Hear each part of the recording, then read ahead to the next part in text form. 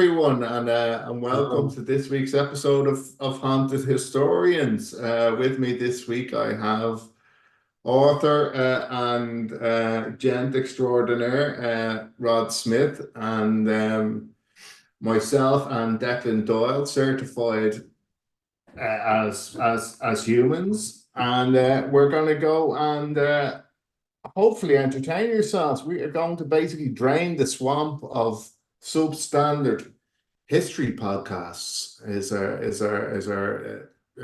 our go-to. And to open us up this week, Rodney, what have you got for us? Right, chap. So I've gone back in time a little bit this time for a famous woman in history, Mary, Queen of Scots, to tell you a little bit about her. And what generated this was a recent trip to Edinburgh, where we did a trip of Edinburgh Castle and learned a lot about the history and about Mary, Queen of Scots. She's kind of a character who's always popped up in history and books and novels and movies, and it was only when I visited Edinburgh that I realized how little I actually know about her life and what happened to her and her tragic end as well. So I'm going to spend the next couple of minutes just telling you briefly about what happened to Mary, Queen of Scots. So Mary, Queen of Scots was born all the way back in 1542, and her father was James V. And James V badly wanted a son. And legend has it that he came back from a war with lots of injuries, and he saw that his wife had born a daughter rather than a son, and that he almost died on the spot, from not only from his injuries but also from disappointment. Mary was appointed the Queen of Scotland at the ripe old age of 6 days. So obviously, I had consorts there who were ruling Scotland while she was only a nipper, but she was engaged then at the age of 6 to the Dauphin of France, who was next in line to the French throne, and she actually ended up marrying him, Francis, at the age of 16. He then died at a very young age. So at the young age of 19, widow Mary, Queen of Scots, left France to go back to Scotland, and she had her 4 ladies in waiting with her. And their names are very easy to remember because their names were Mary, Mary, Mary, and Mary. So you literally had 5 Marys traveling from Scotland over to France and then from France back to Scotland. So when Mary got back to Scotland, she was 19, and she was a Catholic Queen of Scotland, which didn't go down too well at the time because Scotland was in the middle of the Protestant Reformation at the time. And John Knox was a huge figure in the Scottish Reformation, and he didn't like the fact that you had a Catholic queen telling people what to do. So there was a lot of argy-bargy between Mary and John Knox. And Mary ended up marrying in 1565 at the age of 23 a chap called Darnley. And she had a son with Darnley, who would become the future King James VI of Scotland. Now, Darnley became jealous of Mary's secretary, who was an Italian chap called Rizzio. And Darnley was involved in the murder of Rizzio. One night, Mary was having dinner with Rizzio, who was her secretary, and a group of people. And these group of people broke in, and they actually grabbed Rizzio, hid behind Mary. They said, "We're going to kill you." He hid behind the Queen. They grabbed him away. Mary was pregnant at the time, and they stabbed him over 50 times and threw him down a stairwell. And the unfortunate chap died. Darnley was associated with his death. And sometime later, Darnley, who at the time was married to Queen Mary, was found himself dead in his garden, and his house mysteriously blew up for no particular reason. So there were lots of fingers being pointed at, but who's actually taken out Darnley now, and was because of what happened to Rizzio. Mary then had a bit more controversy when she actually married one of the guys who may have been involved in the death of Darnley. So there was uproar at the time. So she married again in 67. So by the time she was 25, she'd been married 3 times. So this marriage didn't go down very well in Scotland, and there was, if you like, a sort of a rebellion against her, and she was given an ultimatum that she could step down, and her son, who was only a toddler himself, James, would take over the throne. So Mary fled and went down to England to ask for help from Queen Elizabeth. Now, Queen Elizabeth was her cousin. And Elizabeth had a concern about Mary because Mary was next in line on the throne, because Elizabeth didn't have any children of her own. So Mary was the next legitimate heir. And because the king or queen was always regarded as being chosen by God, no one could argue that Mary was next in line. So if anything happened to Elizabeth, Mary would be there to step in, and Elizabeth was afraid that something might happen for Mary to usurp Elizabeth's power. So Mary came running down to Elizabeth saying, please help me, they've taken my throne. And she sentenced her to house imprisonment for the next 19 years in England. So poor Mary was imprisoned for the next 19 years or so, and in the hope that she would eventually try and get back her throne, which never happened. She then got involved in a very ill-advised Catholic plot against Queen Elizabeth, where she was convinced to help out these guys who were plotting the downfall of Elizabeth. And she was actually didn't realize that there was a spy in their midst, and she'd actually they had handwritten evidence from Mary that she was actually supporting the purge against Elizabeth. Elizabeth found out, the people were arrested. Queen Mary was arrested as well and sentenced to treason. And the penalty for treason at the time was obviously was the death penalty. So, but Elizabeth had to sign the death penalty in order for Mary to be executed. And she was very reluctant, because Elizabeth thought, well, hang on a second, this is a queen. So if I signed the death warrant of a queen now, what's to stop somebody else maybe rearing their head in a couple of years and trying to charge me with something and sentence me to death? So she was very reluctant, but eventually she was persuaded to sign the death warrant. And literally, as soon as the warrant was signed, they raced to the prison in case Elizabeth changed her mind. And poor Queen Mary was beheaded at the ripe old age of 45 years of age. Now, the twist in the tale came in 1603, when Queen Elizabeth died without any children or without any heirs. And it was actually Queen Mary's son, who was James VI of Scotland, became King of England. He became King James I.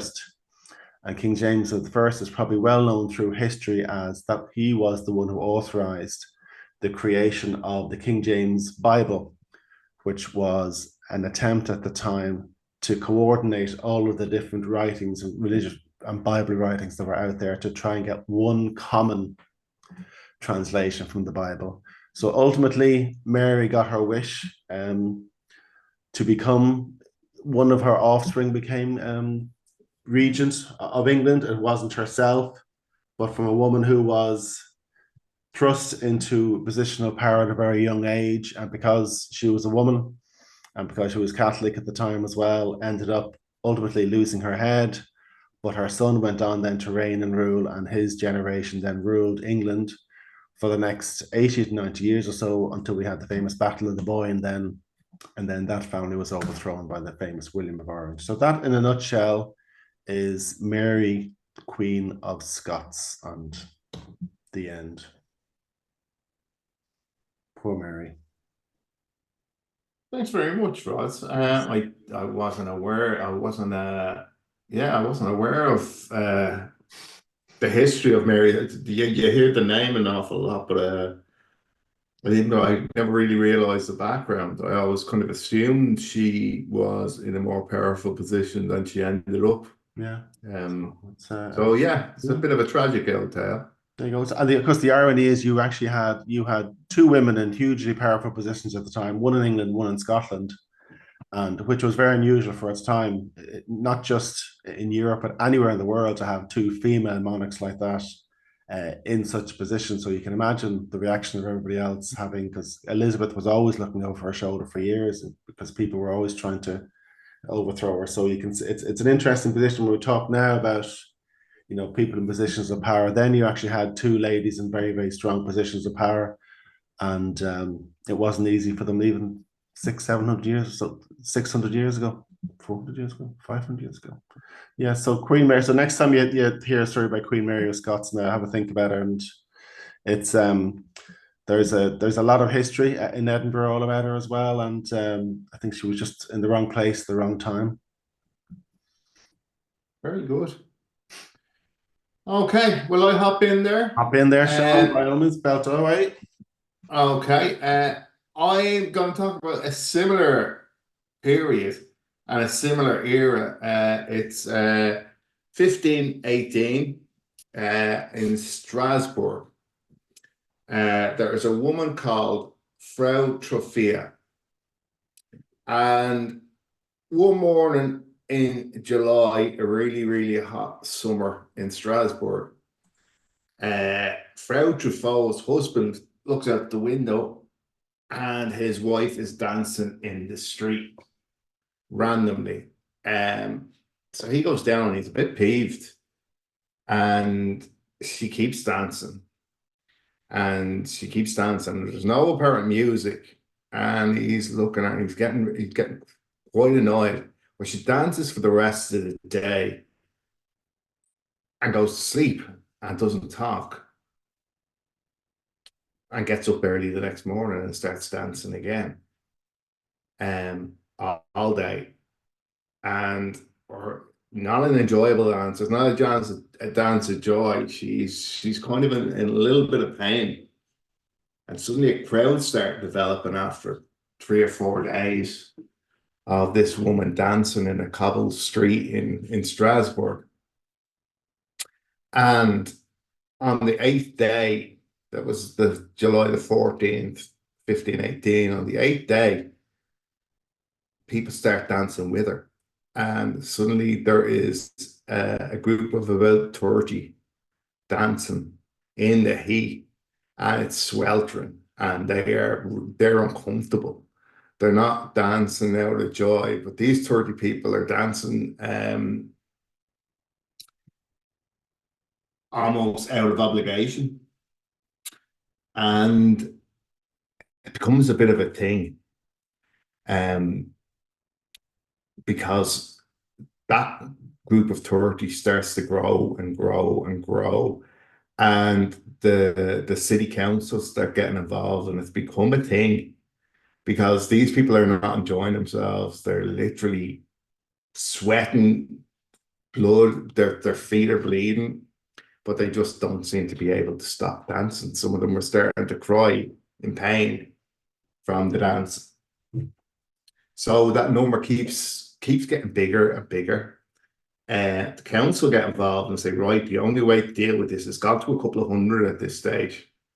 Is what we'll do is we will bring them all in. We'll deck out the city hall, the guild halls. We'll make little dance floors in and around the city, and we play some music, let them dance, whatever it is, kind of fearing it's kind of a demonic possession or something. So they get in, they ship in musicians from around the place, and the whole plan backfires with the music and all that, more and more and more, and suddenly it's hundreds of people who are dancing and basically almost against their will, and they start dying. They reckon at the height of it, there was like 15 people a day dying from strokes, heat strokes, heart attacks, completely unable to stop dancing. So the city council kind of went, okay, right, this is not good. This is obviously a curse. We've been cursed from they have a famous saint there at the time, Saint Vitus. We've been cursed by Saint Vitus because we're immoral people. So they went and banned all music, and they shut down the gambling halls. They shut down the brothels, but still it didn't stop, and it's gone. It's well into August now, and people are dropping like flies. Eventually, it got into September, and fearing that this was they were chorused by the saints, as hundreds of people, literally hundreds of people, were either dancing or dying. They carted them off in wagons to the shrine of St. Vitus, which was 3 days travel away. and apparently wore red shoes. They put the red shoes on them. They sprinkled the shoes with holy water. They painted crosses on the tops and the soles. They painted crosses on their hands, and they had incense and obviously did a mass. And apparently they were all eventually forgiven by St. Vitus. And the dancing plague ended there in September after 2 months of an absolute crazy scourge, and hundreds of people died from dancing. And it might sound like a fairy story, but it's actual facts. And there's some mad theories as to why this happened. Demonic possession. There was the theory it was a mass epilepsy. Obviously, there's no such thing as mass epilepsy. Food poisoning. There's a thing called ergotism. That it's apparently in grains in rye. There's a psychoactive product in the ergot fungi that can make people go a little bit psycho. But like some of them were dancing in sequence, and apparently that didn't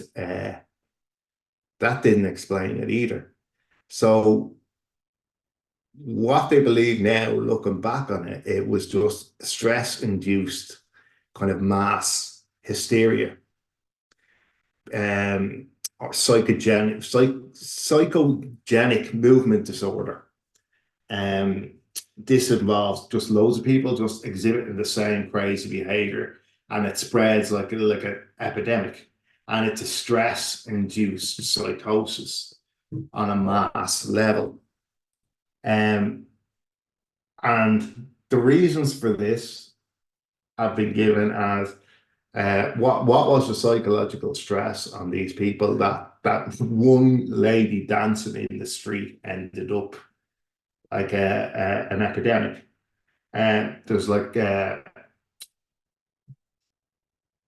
there's a cultural contagion rationale. There was would you believe, 7 other dancing plagues reported in the previous couple of centuries. So there was a lot of superstition involved in this. That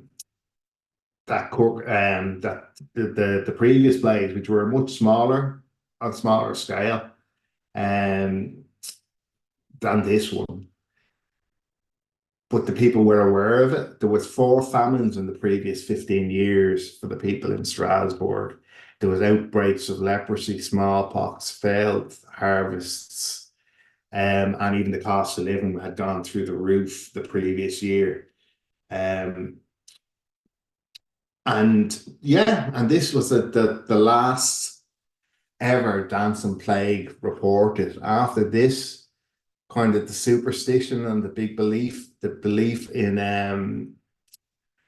St. Vitus's curse kind of faded, and there was never case again, but all the other previous 7 cases were all along the Rhine, within a few hundred miles along the Rhine.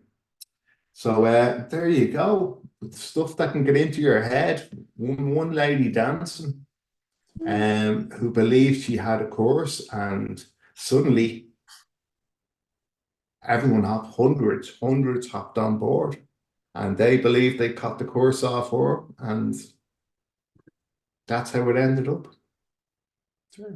Well, I'd say that's no. That takes the biscuit now, Sean. That one, jeepers. It was just a bit. It's a bit mad. It's just mad interest, and that you can go and swept away on a curve, on a whole journey, paranoid journey. You know. I think you're on mute, Decky.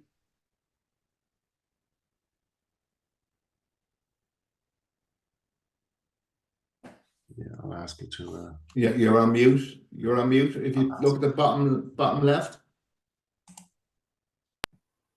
there you go. No sound.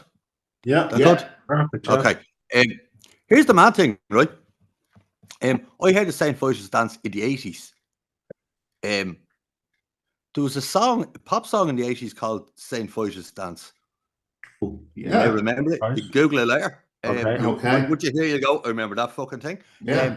But I remember hearing about it. Now, of course, we'd no research tools back then, apart from the World Books, or the Encyclopedia Britannica. And that wasn't covered in that. So it wasn't until I'd always known the song anyway. But many years later, I met an older woman. She would have been nearly 80. And she happened to mention St. Foyce's Dance. I went, oh, that was an old song in the 80s. Right. And she went, oh, no. And she explained the whole thing to me. And I was fucking amazed at the time. Yeah. That's why it's good to talk to old people. Absolutely. Florence and the Machine, in looking this up, Florence and the Machine based an album around the event as well. That Dance Mania, and had a couple of songs on the album dedicated to the event itself. Jackie, we better jump on to you. We've only 8 minutes left, so go for it, Jackie. No pressure. Right. This is about a lad called James F. O'Connell. Now, unheard of person, but he has made a huge cultural impact on the entire continent. Now, this is going back to 1850s. He was on a boat. I'll get the name now in a second. My notes are all over the gaff. I'll say I had my shit together earlier. Can't find the name of the ship. I've written somewhere. But they were touring around the South Pacific in the 1820s. And the boat ran aground and started sinking. So everyone had to bail off. Most of them died. But there were 6 of them left in a life raft. And they were heading towards this island called Pompeii. Now, not like the Italian Pompeii is an N rather than an M, but it's Pompeii. And these people had never seen anyone foreign apart from other islands in the same area, which were all more or less the same types of people, So they weren't used to seeing white people at all. So when these lads came around in their little life raft, they just pelted them with arrows, darts, spears, everything. They survived all this because they were fucked, because they were lying down in the boat, so everything was going over them. So they were wheeled, they were brought on shore, wheeled. Now, the culture at the time, it still is more or less the same, but the king of the island owns everything. Everything. The people, fucking trees, anything that washes up. So the minute they were brought on shore, they were his. So they obviously had no way of communicating with each other.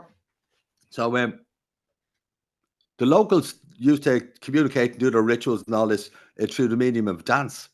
So they started doing little dance moves for the lads. Now, James O'Connell was looking at them, and he did not. He obviously they'd all tried talking, and that had failed. So they were doing their dance, and all he could think of doing was a bit of Irish dancing. See? So he did a few little shakes, and they went, "Oh, we can now communicate through the medium of dance." Okay, so of the 6 of them, 2 of them were Irish, 4 of them weren't. They didn't say where they were from in his diaries. They were jettisoned off because essentially the king owned everything, but he had value on everything. And because the 2 Irish lads were able to dance, ergo communicate with the locals, they had a higher ranking than the other 4. So they were kind of cast adrift as slaves. But the 2 lads then, as part of the culture, had to be tattooed. Now, that was unheard of in Western culture at this stage. A lot around the East, all over the decent parts of the world, it exists, but not over in the West, and especially not in the Americas. So he did go off. Now, it was a torture regime. It was meant to last 8 days, and you were gauged on how little you screamed during the whole process. So if you didn't scream at all, you were top notch. Now, after 8 days of the 2 of them getting tattooed, one lad was just screaming a fair amount because they got tattooed with shark teeth, brambles, anything with a point on it, really. And they got their entire bodies tattooed, head to toe. If you've ever had a tattoo, it can be a little bit sore. But imagine getting the whole body done over an 8-day period. He didn't scream. On part of his tattoos was the king who owned them. It was like barcodes nearly. It was the history of the king, because King owned them, and about how he came to the island, so on and so forth. So his entire story was written out on his body. Because he didn't scream, he was given a wife of one of the king's daughters. So he became very high ranking. Things were going grand. They didn't want to be there, though, the two Irish lads. They just didn't settle, you know. Even though he'd now a wife and a child, the whole crack, he still wanted to get the fuck out of there. So about 10 years later, an American ship came along. Again, running aground a bit, was still able to go, you know. They came around. Locals again all came out, started fucking throwing shit at them. I thought there's probably a better way of putting it than that. But they were launching weapons at them. But these boats were bigger. They were able to withstand what they were throwing at them. Now, bear in mind, the locals thought everything within the area was the king. So they went out in their little boats and tried to tear planks off the ships because it was their ship. That failed miserably because the boats are too big. So they sent out the two Irish lads as some sort of meeting with them to see if they could converse with them. You know, they were able to, because these ships are all Americans. So they managed to convince the Americans that could they just hop on the boat with them and fuck off, because they couldn't stand being there, you know. So after a couple of days of this, they escaped with the American boat. Now, they turned up then in Canada. The other Irish lad, I can't remember his name now, it'll be here somewhere in my notes, but he died just when they got to Canada. He picked up some disease on the boat on the way over, but he died. So James O'Connor was left on his own in this wild, expansive country that people were just arriving in. There was no real settlements as such anywhere. And he was covered in fucking tattoos, which nobody had seen before. So he ended up in Barnum Circus. Because Barnum had never seen that looking before. So he basically toured with Barnum for years and years as the tattooed man. Now, there's no photographs of him during Barnum's period because it was predated photographs. A lot of them came after it, but he was the man who introduced the Americans, tattoos to the Americans. Wow. Wow. Yeah, I'd say it's a tiny little thing. It wasn't by choice, and yet it changed the whole culture, you know. And all because he was able to do a little Irish dancing. Wow. Imagine it. Funny how the dancing is so prevalent now tonight, isn't it? That's incredible now. Yeah. Stars are aligning again. They are the line up. An interesting one. Like, gosh, tattooing. It's a great little trade to be in now. Tattooing, there's big money in it. Very good. What was the last one you had? What was the gender, the female something? What was the story you had before? Gender of the female thing. Oh no! It wasn't there an item that someone produced in the 60s or something like that, in the 70s, from one of your previous podcasts? Or yeah, we'll have to go back. Yes, I did a bit more specific. Yeah, I'm trying to think. Anyway, let's look back. Yeah. Very good. Yeah, if I had a little more of an inkling, I'd go, yeah, but I just can't do that with that, you know. No. Yeah. Anyway. Yeah. I was like, it's a bit late. Oh, sorry about all that fucking mess now. See, I moved on to a PC, so I could use the microphone and all that shit.